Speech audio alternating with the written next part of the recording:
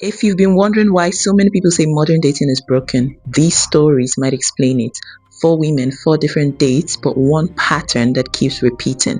A dude once, and he literally told me that the only thing that he liked about me was my body, and that if I ever got fat or anything, that he would literally stop seeing me. And then I went to brunch with my friends, and I walked into the restaurant, and he was there, and it looked like he was on a date. So I texted him and said, "Hey, are you on a date?" And he said, "Yes, I'm on a date. What do you want from me?"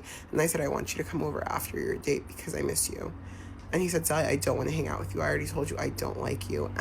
Guys, I just came back from a date, okay? First date. It was somebody I gave my number to in a cafe I worked at last week. I was working at. And that man texted me the same day. I gave him my number, being like, hey, like, I appreciate it. It made my day, made my year, actually, whatever. He was super sweet. And he said, I'm not, like, currently available for a drink, but can I maybe text you if that changes?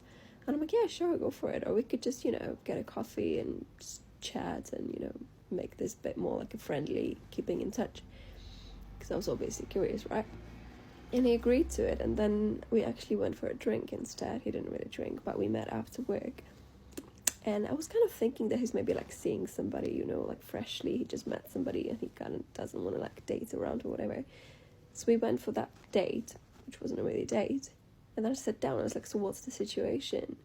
He said he's in a 7-year long relationship. They live together.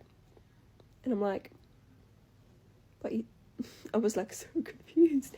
And he's like, are you disappointed? I'm like, no, I'm confused. I thought when you said you might text me when the situation changes and you kept saying currently available, I was just like, maybe you just met somebody, And he's like, no. And I'm like, okay. Yeah, I'm not going to be seeing him again. What the fuck? Can someone tell me why it still hurts even when like you're getting back into dating and you feel more mature and you end things with someone after like a couple of dates?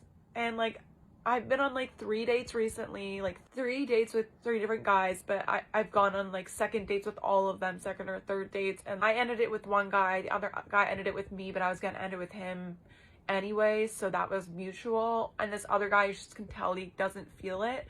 And like I thought that because I'm more mature and because it's mutual, or because I'm making the decision, that it would be less hard and I would be less sad because it's early on and stuff. But I think when it's just stacked on top of each other, like it adds up. Like, why am I crying?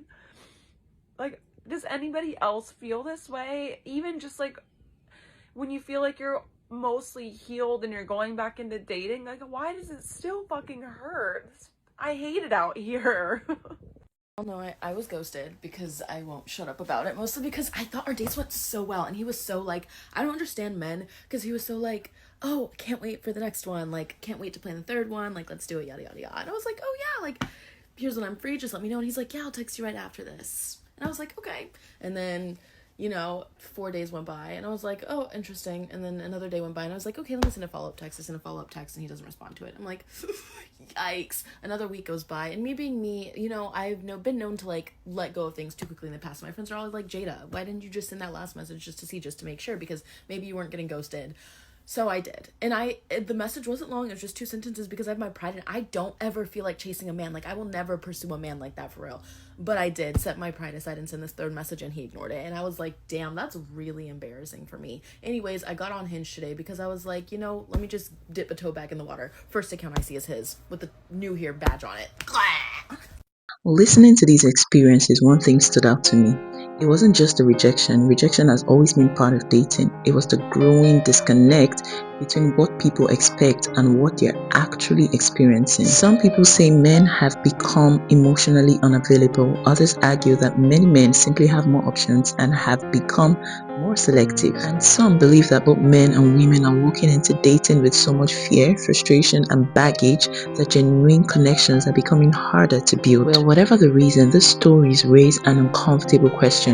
Are we witnessing a temporary phase in modern dating, or has the way people pursue love changed for good? After watching these 4 stories, tell me honestly, are these women simply meeting the wrong men? Or are we watching a complete shift in how women and men date today? Let me know your thoughts on this in the comment section. Thanks for coming to my TED Talk. I'll see you in another one. Bye.